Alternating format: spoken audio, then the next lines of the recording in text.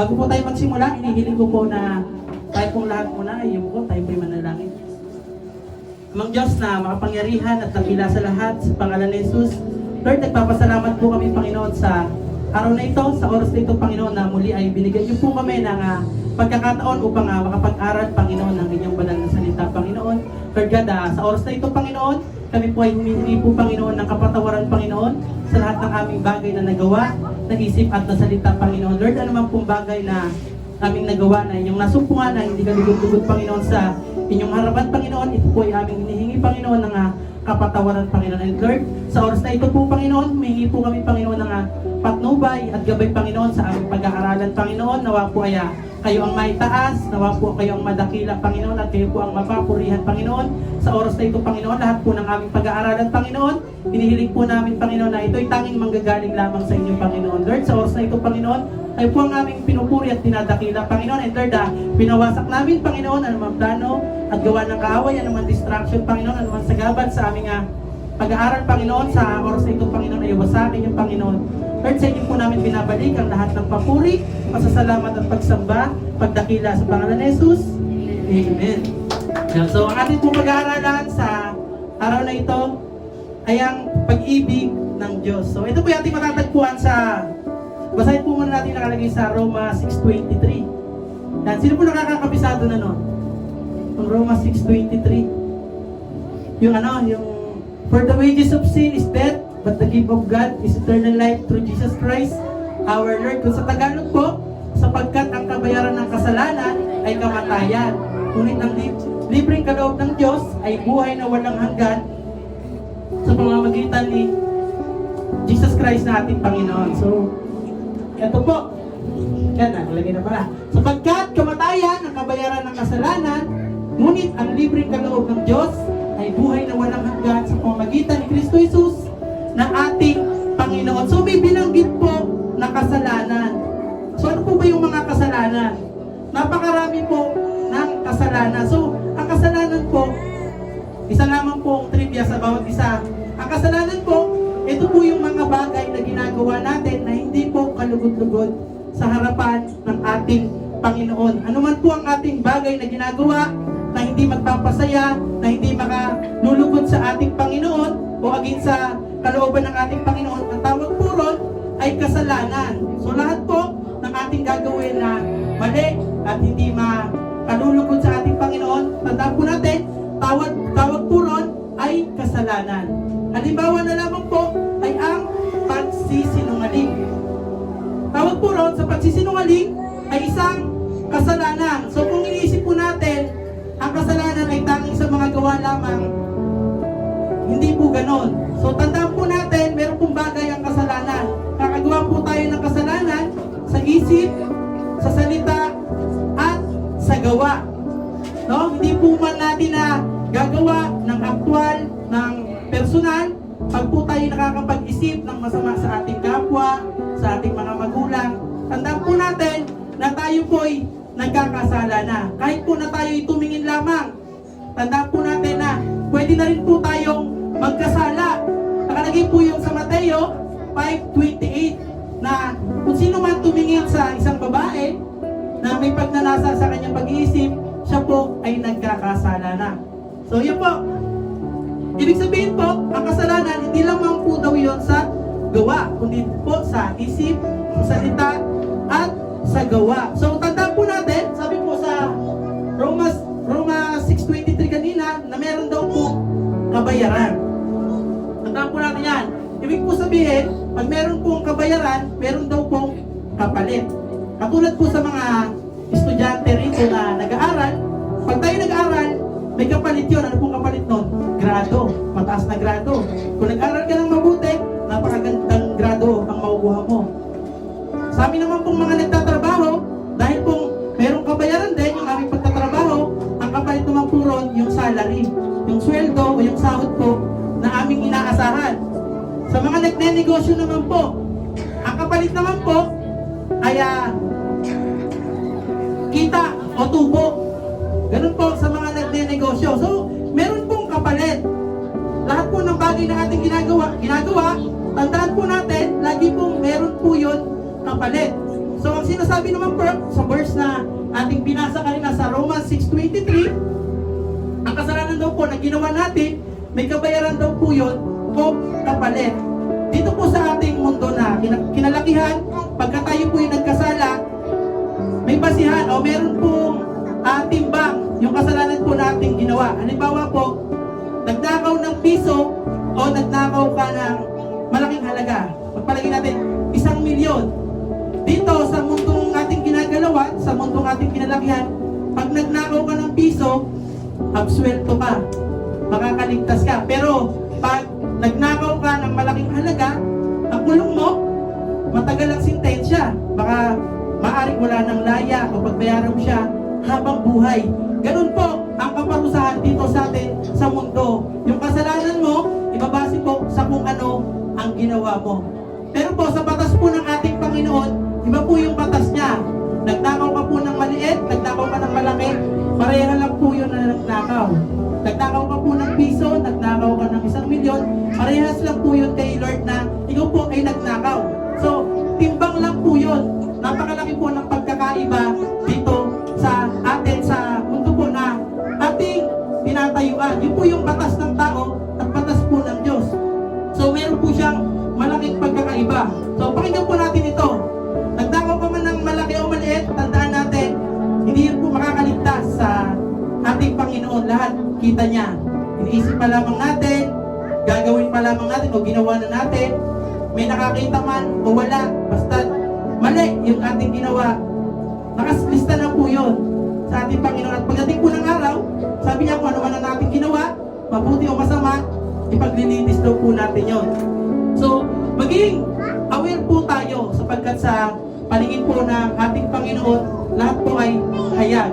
Kahit may nakakakita, may nakakaalam, o kahit ikaw lang mismo sa sarili mong nakakaalam, maging aware po tayo sa ating mga gagawin. At sabi po kanina sa verse na ating binasa, yung kabayaran daw po ng kasalanan ay kamatayan. Kamatayan po. Ano po yung kamatayan? Paano po yun? Sabi po, ang kabayaran daw po ng kasalanan ay kamatayan. Meron po bang walang kasalanan dito? Ibig sabihin, pag walang kasalanan, mabubuhay ka pa. Pero pagka may kasalanan ka, kapalit ko nun, kamatayan. So, bakit buhay pa ako? Makasalanan ako. Bakit buhay ka pa? Bakit buhay pa tayo sabi ng Biblia, lahat daw po tayo makasalanan. Sabi po sa Bible, lahat daw po ay nagkasala. Nakalagay po yun sa Roma 3:23. Lahat daw po ay nagkasala at walang sino mang nakaabot sa ating Ama. Basahin po natin. Roma 3:23. Ayan, so nagloloko ang ating sige, dyan mo na lang. Total, yan naman ang ating pinaka-main event na verse.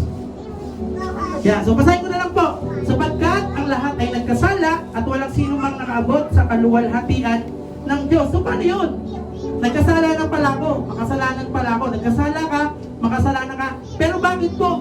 Buhay pa tayo. Ang sabi po sa Bible verse na ating binasa, ang kabayaran daw po ng kasalanan ay kamatayan. So naisip niyo po ba yun na kung bakit buhay ka pa? Buhay pa ako na nagkasala ka, nagkasala ako. Bakit pa po tayo ay patuloy na nabubuhay sa mundong ito? Ang sinasabi pong kamatayan dito ay dalawang klase po.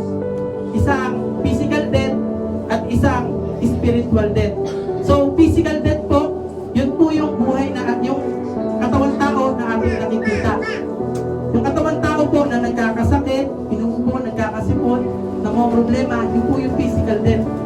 At ang sabi naman po sa Bible, nakalagay po sa Genesis, tayo po yan ginawa sa alabok, tayo rin po ay babalik sa alabok. Yun po yung physical death na binabanggit ko. At ang isa naman po ay spiritual death.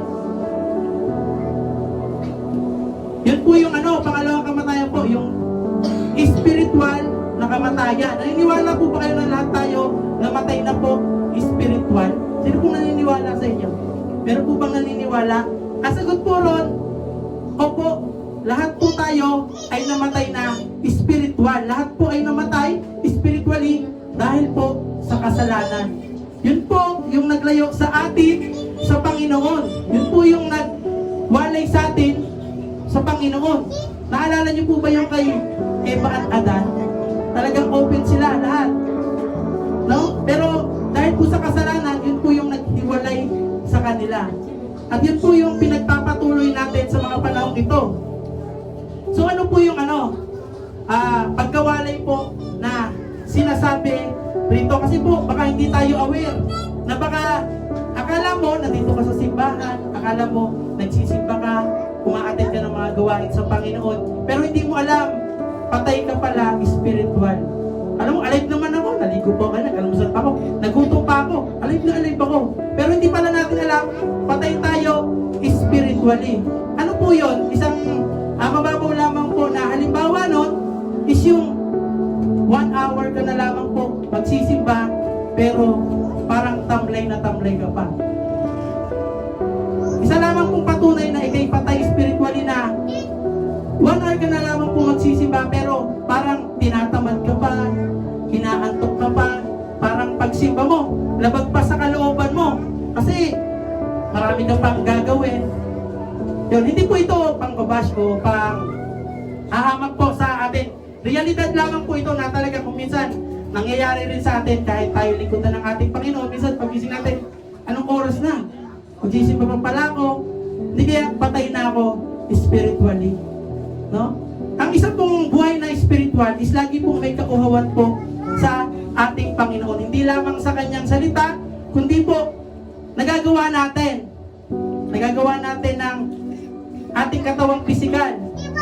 Halimbawa po, kung ikaya buhay ka spiritually, yung ano po sa atin ng Panginoon, conviction po sa atin ng Panginoon, kailangan po laging alive. Kailangan po laging buhay na pag tayo magsisimba, gaya nga na sinasabi ng ating mga ano ba tawag doon? MC na kailangan pag magsisimba, bago magsimula, kailangan daw po alive, awake, enthusiast. Di po ba? Dapat ganun po tayo sa ating Panginoon.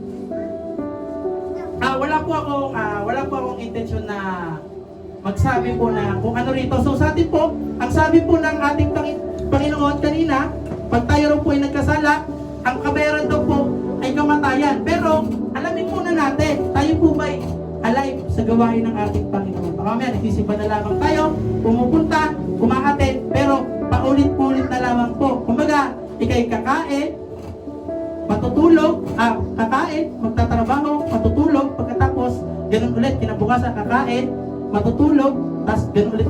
Paulit-ulit na lang yung cycle ng buhay natin, na hindi natin nakakalimutan, baka patay na kaya tayo sa pananampalataya sa ating Panginoon. Hindi kaya patay na tayo spiritually.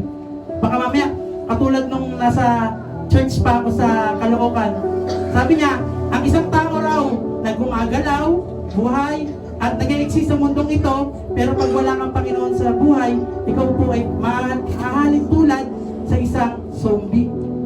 Di po kaya, gano'n na lamang tayo na, oo, naliligo, nagsisimba, umaattend na gawain, pero baka zombie na tayo, na hindi na natin nararamdaman yung presensya ni Lord.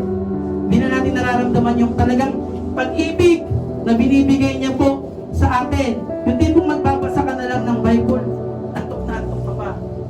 Yung tipong magbabasa ka na lang po ng isang verse, parang tatamarin ka pa.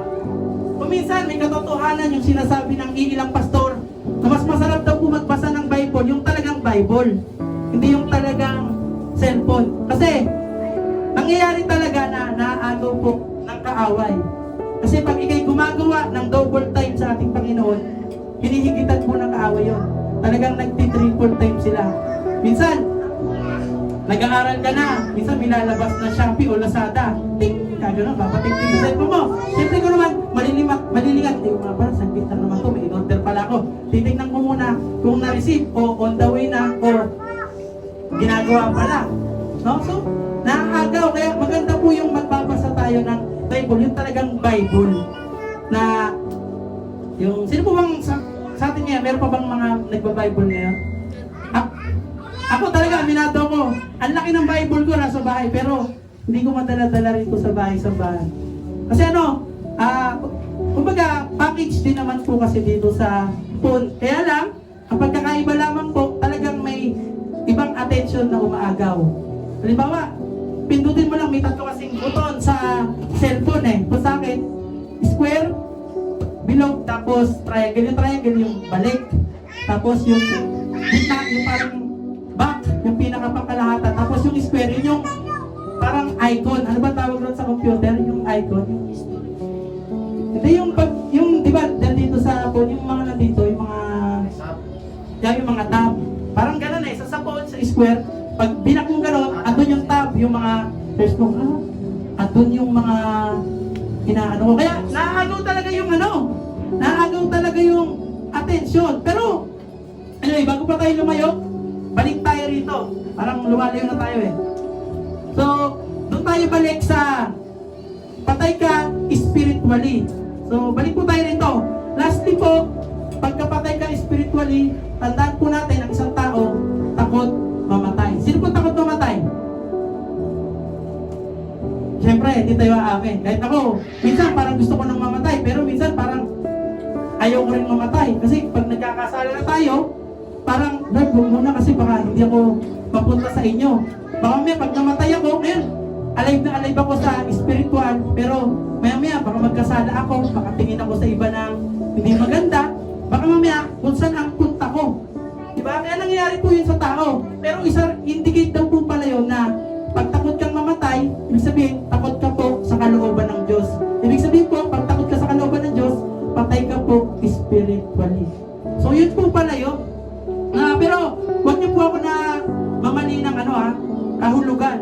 Ang ibig ko lamang pong sabihin, ang isang tao, kaya po takot siyang mamatay kasi hindi po natin alam kung saan tayo pupunta, kung langit o impyerno. Sino po bang nakakasure na rito na punta mo pag namatay ka, langit na? Di ba? Wala naman po. Kaya tayo, kung minsan kinakaba kasi hindi tayo sigurado kung saan tayo pupunta. Ngayon pa lang, ang bait-bait natin, tapos paglabas natin, nagmumura na tayo, sigaw-sigaw na tayo, yun po. Baka patay na po tayo spiritually. Indikasyon po na patay po tayo spiritual. So maging aware po tayo. Huwag po tayo na maging parang zombie na gumagalaw na lang, ginagalaw mo na lang yung katawan mo para maghanap buhay. Ginagalaw mo na lang yung katawan mo para kumain. Ginagalaw mo na lang yung katawan mo para matulog. Sabi nga sa kape, ikaw, para kanino ka bumabango? Diba? Naano nyo po ba yun? Ako, kuminsan, madalas nga eh. Bumabangon ako talaga para sa pamilya ko. Pero pag naliligo na ako, nakaupo na ako sa inidoro, sabihin ko na lang, ay Lord, salamat po sa umagang to. Madalas nangyayari, aminado.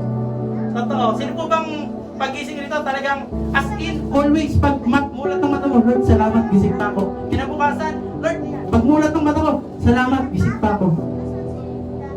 Talagang nakakalimot ka. Lalo na pag alam ng cellphone mo, ang pasok mo alas 6, pero ang gising mo 5:45 na. Talagang tatayo ka na lang at mag-aasikaso ng katawan. Ngayon, pag umumo ng banyo, madalas sa akin nangyayari pag ako, salamat, gising pa ako, okay yung pamilya ko, humihinga. Lagi kong ganun eh. Laging ganun ako eh, sa akin. Talaga kahit na Kristiyano na ako, pag gising ko, tinitignan ko agad yung pamilya ko, tinitignan ko yung tiyan nila, kung gumaganon. Kasi natatakot din ako syempre para sa pamilya ko. Lagi yun, lalo kay Tanya, kasi si Tanya, baby pa siya. Pag huminga siya, dahan-dahan. Tapos minsan mahigising to, sabi ko, Mal, Tanya, tapos ayusin niya, gano'n naman. Ang bagal ng paghinga ng baby, nakakatakot. Kaya ginaano ko talaga. Di ba? So, yun po. Indikasyon po, napatay tayo, spiritually, pagtakot po tayo mamatay. So, pero, purihin po ang Panginoon na dahil may mga tao siyang ginagamit, meron siyang mga taong instrumento na ginagamit para po mag-share ng Word of God. Na kung ngayon ay patay ka man spiritually, salamat sa Panginoon dahil meron siyang mga tao na ginagamit para buhayin kung ano man yung patay na spiritual sa iyo. At hindi po yun dahil sa taong nag-share lamang, kundi dahil po yun sa ating Panginoon na nagbibigay karunungan sa taong iyon. Kahit lahat tayo makasalanan, sinasabi sa iyo ng Panginoon at lagi nating tatandaan na lagi pang merong pag-asa. Pero hindi dahil laging merong pag-asa na mamaya na lang o kaya bukas na lang kasi sabi niya may pag-asa. Lagi po natin tatandaan na maybe tomorrow, maybe too late. Narinig niyo na po ba yun? Parang gas-gas na no? Na siguro, yung kinabukasan, baka huli na. Kaya kailan ka pa magpapasya na ikaw ay magbago. Huwag tayong magpakasiguro na bata pa naman ako, si tatay nga nung nawala nung araw 90 na, baka 80 pa, okay na ako. Huwag tayong magpapakasiguro sa buhay na gano'n. Huwag tayong magpapakasiguro na saka na ako magbabago kasi yung family namin, mahaba naman ang buhay niyan, 80 plus. Sa katunayan, lola ko nga namatay 94. Yung mga magulang ko, 60 plus na sila ngayon. Sa awa ng Panginoon, buhay pa rin naman. Pero, hindi ako kumpiyansa. Talagang totoo yung sinasabi ng Biblia. Meron nga sa ating kapatiran na sa Panginoon na sinabi na pag titingin ka sa sementeryo, hindi naman puro 90 plus yung patay sa sementeryo. Merong days old pa lang, merong 16 years old, merong 17. Iba-iba. Hindi tayo lahat makakarating sa senior citizen na tinatawag. Kaya kailan ka pa magbabago? Kailan mo pa hahanapin yung Diyos sa buhay mo? Kailan mo pa siya? Kailan ka pa makakaramdam ng gutom sa kanya o kakuhawan sa pagmamahal na binibigay niya sa buhay na ino-offer niya? Kailan mo pa hahanapin yung pagka mahina ka na? Hindi po ba masarap magpuri kay Lord pagka malakas ka pa, nakakasayaw ka pa, nakakasigaw ka pa, nakakakanta ka pa, nakakapaglakad ka pa? Totoo po yun. Aminin natin o hindi, mas masarap maglingkod kay Lord pag kumpleto pa, nagagalaw mo pa yung katawan mo. Pero, ganyan pa man, hindi hadlang yung kapansanan natin sa katawan o yung kung ano man yung nararamdaman na natin para hindi tayo magpuri kay Lord. Yung sabi niya nga, laging may pag-asa pa. Diba sabi ni Lord, hindi niya po tayo iiwan, hindi niya raw po tayo pamabayaan. So balik po tayo sa verse. Bagamat may bad news, ang sabi po sa 6:23 po tayo. Ayaw na talaga. Sabi po sa Roma 6:23, sapagkat ang kabayaran ng kasalanan ay kamatayan. Meron daw pong libreng kaloob. Yun po yung pag-asa na sinasabi ng ating Panginoon. Bagamat tayo nagkasala, ang kapalit po nun ay kamatayan, meron daw pong libreng kaloob. So, yun po yung good news po doon, yung libreng kaloob. Pag sinabi pong libreng kaloob, wala kang babayaran. Wala kang ilalabas na kahit na magkano. Hindi siya katulad ng motor na sasabihin sa'yo na free down payment, tapos tatagay ka naman sa monthly installment. Hindi po siya ganon. Ang sabi po ng Panginoon dito, may libre daw po na kaloob, ang buhay daw po na walang hanggan. Yun po yung ina-offer sa atin, ang gandang pakinggan, no? Buhay na walang hanggan. Sa madaling sabi, yung pangalan po natin nakasulat sa aklat ng Biblia. Tayo makakaranas ng ikalawang buhay, yung sa bagong paraiso po na tinatawag. Ang sarap pakinggan, no? Pero bakit ganon? Pag sinabing libre, yung iba tuwa-tuwa pag libre. Wow, naka-libre ako. Ang sarap kumain pag libre. O kaya naka-rides ka, libre. Ang sarap mag-rides, lalo na pag libre. Di ba naririnig natin yan? Pero, bakit po kaya pagkasalita na ng Panginoon yung ating pinag-aaralan? Pag sinabing libre, parang ang hirap i-afford. Sino pong kaya agad na mag-afford nitong ganito? Sinasabi ni Lord na buhay na walang hanggan. Alam niyo po ba kung ba't ang hirap i-afford? Dahil sinasabing libre, kahit na wala kang ilalabas maski piso. Kasi po, hindi po siya bukal sa ating kalooban. Parang ganito po yan. Halimbawa, meron kang kaibigan. Matalik kayo na magkaibigan. Ngayon, nagkasira kayo dahil sa isang lalaki o isang babae lamang. Ngayon, bilang peace offering niya, reregaluhan ka niya ng isang bagay o material na bagay. Halimbawa, iPhone 14 Pro, fully paid. Reregalo niya siya. Pero dahil galit ka sa taong yon, kahit gaano maganda yung regalo niya, iisnabin mo lang. Hindi mo mapansinin. Bakit po? Kasi hindi ka interesado. Kasi mas nangingibabaw pa rin sa puso mo yung galit dahil sa ginawa niya. So parang ganun tayo kay Lord eh. Kaya kahit na libre yung binibigay sa atin ng Panginoon na buhay na walang hanggan, hindi natin na-afford agad kasi po, hindi tayo, sa totoo lang, hindi tayo interesado. Ngayon, kailan pa po kaya tayo magiging interesado? Kapag po ba huli na po ang lahat? Sabi sa Bible, kapag may lula ka na, kapag di mo na kaya maglakad? Saka ka ba magbabalik loob sa Panginoon kapag ka hindi mo na kayang maglakad ng malayo o maglakad ka ng konti, may hingal ka na? Diba? Sabi po, parang nakatali ka na sa kadena, parang ang bigat-bigat na ng paglalakad mo. Na tumayo ka lang, talagang grabe na yung lula mo. Di po ba? Masarap tanggapin ang libreng kaloob pag ikay malakas pa kasi po, ma-enjoy mo.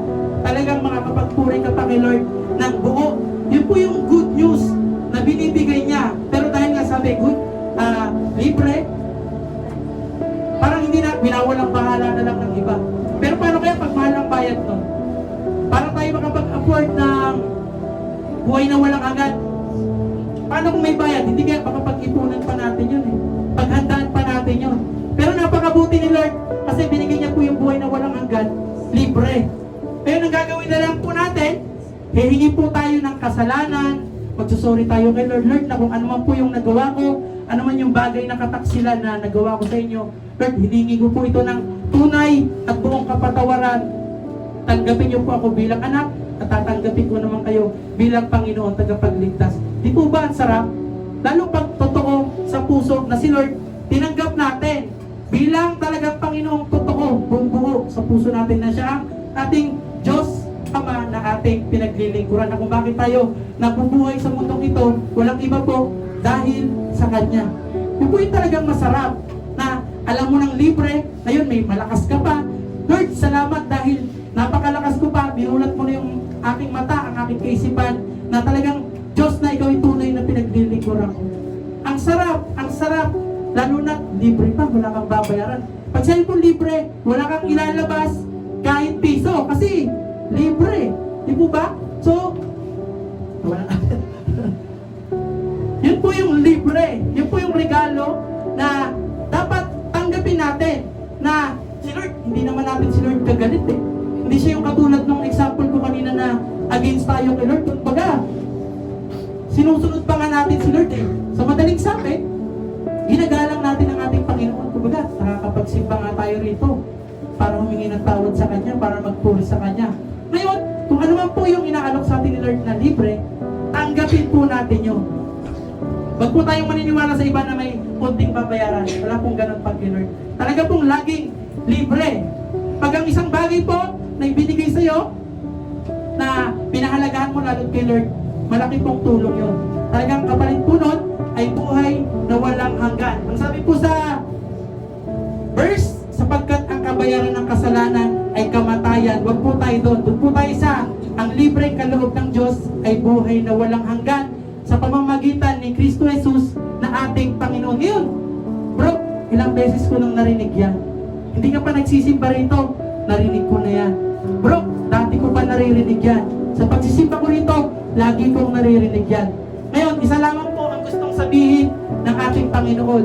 Baka ito na yung pagkakataon para talagang tumanggap ka ng totoo at buo sa ating Panginoon. Kasi baka mamaya, ilang beses ka nang inalok, pero binabypass mo lang. Baka mamaya, ilang beses ka nang inalok ng Panginoon ng libreng kaloob, pero winawalang bahala mo lang,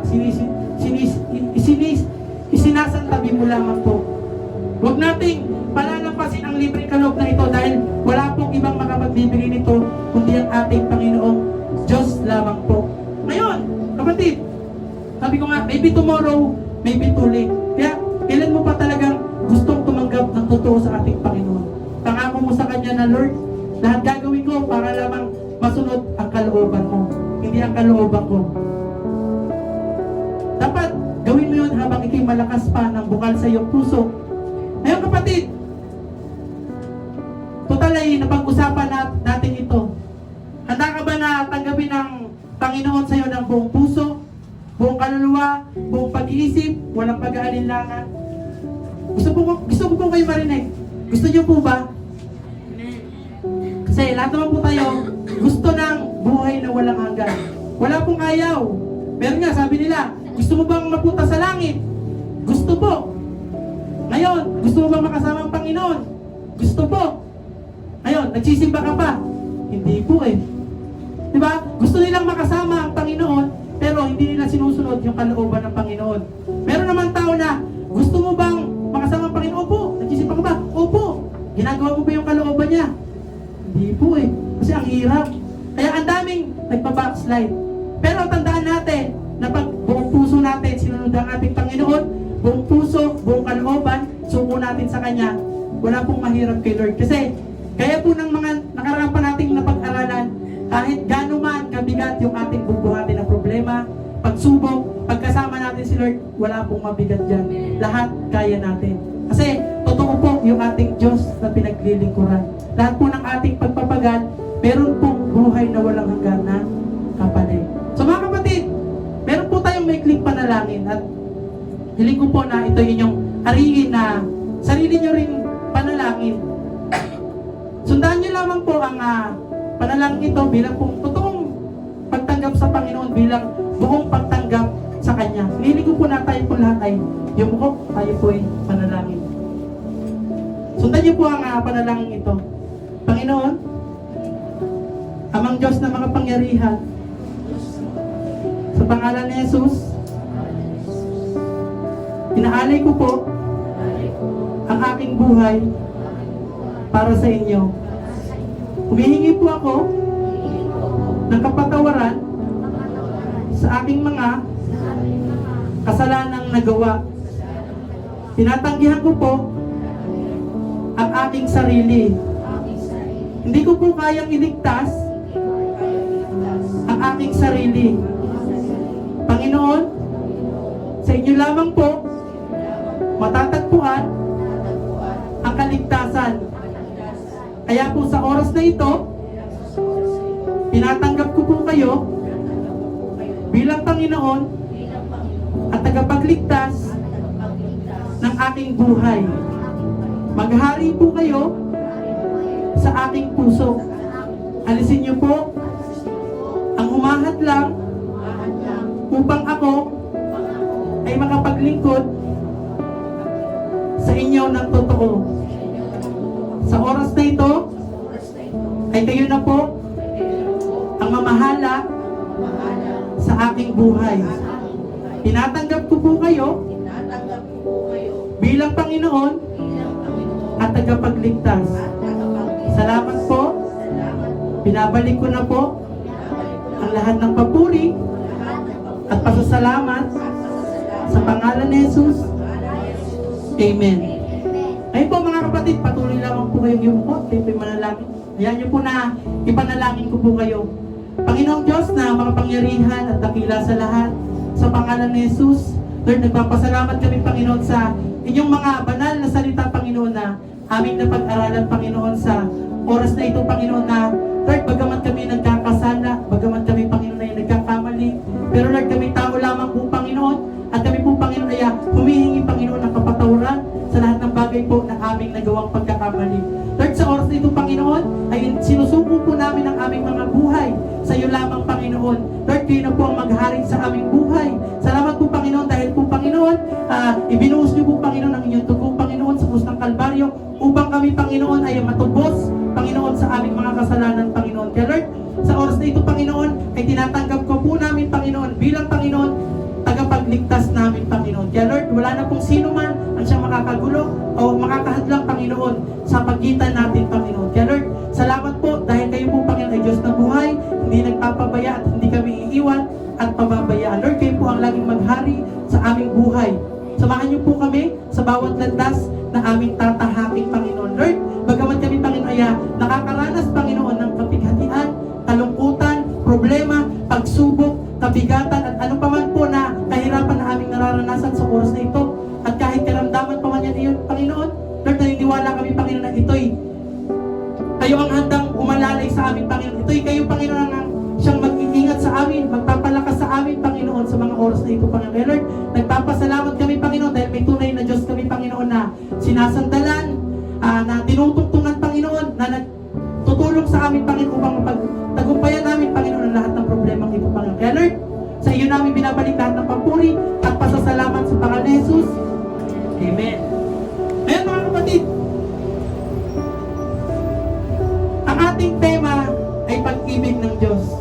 Pag ang tema natin ay pag-ibig ng Diyos, madalas tayo nagsisimula, baka nagtataka kayo kasi ba't wala yung bakit po wala yung John 3:16? So yun na po yung tema natin. John Diyos. Ano po ba yun? Sapagkat gayon na lamang ang pag-ibig ng Diyos sa sangkatauhan, kung kaya't ibinigay niya ang kaniyang bugtong na anak na si Jesus, upang ang sino mang sumampalataya ay hindi mapahamak, kundi magkaroon ng buhay na walang hanggan. At yun po, yung regalong binibigay sa atin ng Panginoon. Ang regalo po, pag binigay sa atin ni Lord, tanggapin po natin. Bagamat libre, pero iilan lamang po ang tumatanggap. Buti pa nga po yung bigay ng ating mga kagawad. Kahit na may halaga. Di ba yung kaligtasan na binibigay sa atin ni Lord, priceless, ibig sabihin, walang halaga. Pero yung binibigay ni kagawad, 500 pesos, handa tayong magpuyat ilang oras. Diba? Pero sa atin, binibigay ni Lord, walang halaga. Ibig sabihin, hindi mapapatayan ng ginto, ng anumang salapi. Tapos, higit sa lahat, libre. Pagsikapan po nating makuha ito. Amen po? Palakpakan po natin si Lord.